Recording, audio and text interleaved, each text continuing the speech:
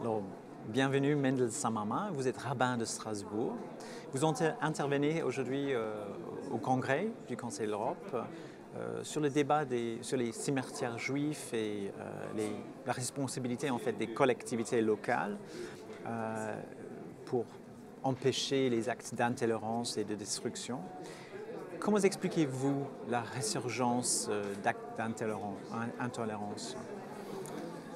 C'est difficile de faire une analyse très exhaustive sur les causes de la montée de l'intolérance et de l'antisémitisme. Oui. Mais ce qui semble être une évidence, c'est que nous vivons dans une société où en réalité le plus grand danger de la société, ce n'est pas forcément le sentiment de haine qu'on peut identifier et qu'on peut combattre en réalité. Ce qui me semble, de mon point de vue, le plus grave du point de vue large de la société, c'est le problème de l'indifférence. Elie Wiesel disait que le contraire de l'amour, c'est pas la haine, c'est l'indifférence. Et je pense que là, on touche un point très sensible, c'est-à-dire que les gens sont de plus en plus indifférents à ce qui se passe à côté de chez eux. Vous pouvez marcher dans la rue, quelqu'un se fait frapper, etc. Et malheureusement, il y a peu de gens qui vont prendre sa défense. Et comment est-ce qu'on peut traiter ce problème? Comment est-ce qu'on peut encourager les gens d'avoir un intérêt? Je pense qu'il faut... les pouvoirs politiques doivent réveiller la conscience de la responsabilité collective. C'est-à-dire qu'on ne peut plus... Les pouvoirs politiques doivent faire entendre le fait qu'on ne peut plus vivre dans une société qui est individualisée à outrance. Alors, certes, il s'avère que les politiques qui ont été mises en place jusqu'à aujourd'hui, que ce soit des politiques sociales ou que ce soit des politiques d'immigration, etc., on a toujours voulu individualiser les gens, les aider quand ils sont dans la détresse, etc. Mais ça fait en réalité le fait qu'il n'y a plus de lien entre les gens eux-mêmes. Il y a on cherche du lien par rapport aux politiques pour qu'ils puissent nous aider, mais dans la société elle-même, les gens ne cherchent plus le lien. Au quotidien. Alors qu'en réalité, on peut être beaucoup plus aidé par son voisin que par les politiques. On voit aujourd'hui, je prends un exemple social, on voit aujourd'hui la résurgence de sites internet qui font la promotion de certaines choses pour créer du lien dans la société. Par exemple, vous mangez et il vous reste à manger à la maison et vous allez le jeter. Pourquoi pas le proposer aux voisins? Ce sont des choses qui réveillent la responsabilité individuelle dans son devoir envers la collectivité. Et de mon point de vue, quand j'observe, par exemple, les actes antisémites en France, ou quand il y a eu le meurtre d'Ilan Halimi, quand il y a eu différents crimes antisémites, les actes à Toulouse, par exemple, on n'a pas vu la France dehors. Il n'y a pas eu ce réveil national. Par contre, quand il y a eu Charlie Hebdo, tout le monde de la France est sorti dans la rue. Et là, je me pose la question. Et de mon point de vue, ceux qui ne sont pas sortis dans la rue pour les raisons avant, ce n'est pas forcément parce qu'ils sont antisémites, mais c'est plus parce qu'ils se sentaient indifférents par rapport au sort des Juifs, ils pensaient que ça ne les touchait pas. Et quand on a touché un symbole de la liberté et de la République, là, ils se sont dit, ça peut peut-être nous concerner aussi. Donc on veut défendre notre dû. Il me semble que là, il y a en réalité le symptôme même de la problématique.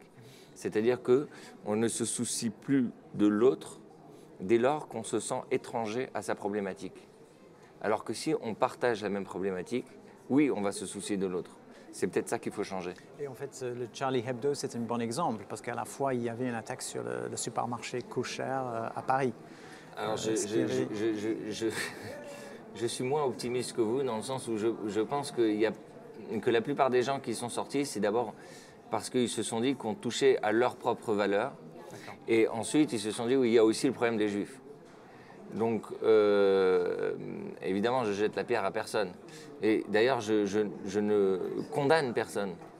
Mais je pense qu'il y a un vrai travail au niveau des politiques, surtout au niveau des politiques locales et régionales, qui doivent absolument mettre l'accent sur ce devoir de créer de la responsabilité entre les gens. Est-ce que vous croyez que c'est un phénomène, le phénomène d'indifférence dont vous parlez, c'est une chose purement française ou c'est au niveau de tous les États européens? Je pense que c'est au niveau européen et pas seulement européen d'ailleurs, c'est au niveau mondial. Je veux dire, on se rend bien compte, par exemple, l'émergence des réseaux sociaux, etc., ils ont créé les selfies.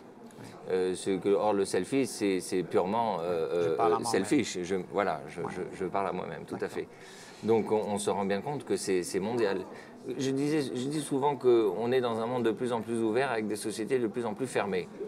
Donc, on a ce paradoxe. Les leaders et les cadres de la société ont pour devoir d'ouvrir ces sociétés pour faire en sorte que le monde ouvert se traduise aussi par des sociétés ouvertes. Très bien. Alors, passons-nous au congrès et municipalités locales, parce que le débat, le rapport débattu vise vraiment sur la responsabilité des collectivités et ce qu'eux, ils peuvent faire pour empêcher les actes d'intolérance. À votre avis, lesquelles sont les priorités pour les municipalités? Alors, le vrai problème des municipalités, d'abord, ça passe aussi par un problème budgétaire. C'est-à-dire que les municipalités, ils doivent d'abord faire face aux vivants, je dirais, avant de pouvoir venir protéger les morts. Bon. C'est un problème auquel nous sommes sensibles. On comprend tout à fait qu'il y a des priorités. Sauf que, il me semble qu'en matière de protection des cimetières, il y a une politique qui peut être mise en place, qui ne nécessite pas forcément beaucoup de moyens, mais qui nécessite beaucoup de volonté. Cette politique voudrait que non seulement on va s'attacher à la protection des cimetières, mais qu'on fasse du cimetière non pas juste un lieu de repos des morts que nous devons protéger, mais un lieu d'histoire et d'empathie dans la société à laquelle on va associer les écoles, les mouvements de jeunesse, etc. Ça sert, en réalité, c'est un levier pédagogique. Quand vous vivez... je prends l'exemple de la Lituanie où on a rencontré des jeunes qui viennent de Vilnius et que ces jeunes nous expliquent que dans le cadre de leur mouvement de jeunesse et de leur école, ils ont pris en charge non seulement de protéger le cimetière, mais aussi d'écrire les noms des personnes qui sont enterrées et de rechercher leur histoire. Là, ici, on fait un travail qui est beaucoup plus fort que juste la protection du cimetière. On s'implique, on s'intéresse. On s'implique, on s'intéresse à l'histoire, au patrimoine, et en réalité, on devient réellement, je dirais, participatif. Et là, on est le contraire de l'indifférence. On est dans le partage. La communication active. La communication active. Ça ne demande pas énormément de moyens, mais ça demande beaucoup de bonne volonté et ça demande une implication. C'est-à-dire qu'au niveau des éducateurs, au niveau de ceux qui encadrent les mouvements de jeunesse, ils doivent comprendre que ce qu'on va gagner, ce n'est pas uniquement la protection du cimetière. On va gagner dans une société qui est plus solidaire et qui est plus consciente de l'autre.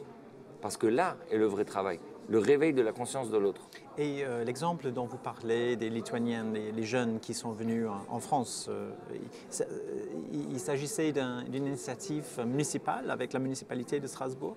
Alors c'est une initiative locale, d'accord, mais qui peut être exportée dans d'autres, qui peut être un exemple exporté dans d'autres municipalités. Il faut comprendre que les cimetières, en réalité, en grande partie, c'est des problématiques qui se règlent au niveau local. Donc, vous pouvez avoir des grandes politiques nationales, mais qui vont avoir très peu d'impact au niveau local. Parce qu'au niveau de la municipalité, ça ne suit pas forcément. Alors que là, l'idée, c'est que, et tout le sens du congrès et des pouvoirs locaux régionaux, c'est que ce sont ces gens, ces maires, ces responsables locaux, les conseillers municipaux, etc., qui vont pouvoir traduire des bonnes intentions par des faits. Vous avez déjà participé ce matin, en fait, au débat. Il y avait un bon écho sur ces propositions, sur cette idée de vraiment impliquer les gens, de faire ce que les municipalités peuvent faire dans leur secteur, soi-disant. Alors j'ai été agréablement surpris par l'écho positif. Je ne vous cache pas que comme j'ai été expert sur le rapport de l'Assemblée parlementaire et qu'on avait rajouté ce petit paragraphe sur l'implication des congrès, je me demandais est-ce que ça allait suivre. Et là je suis agréablement surpris de voir que ça suit. Et non seulement ça suit, mais en parlant avec quelques maires, avec quelques responsables locaux, je me suis rendu compte qu'ils étaient très attentifs à la problématique et ils étaient prêts à mettre des choses en place pour que ça puisse changer. Donc je suis optimiste. Alors, tant mieux. Merci beaucoup, Monsieur le rabbin, d'avoir nous parlé aujourd'hui. Je vous remercie.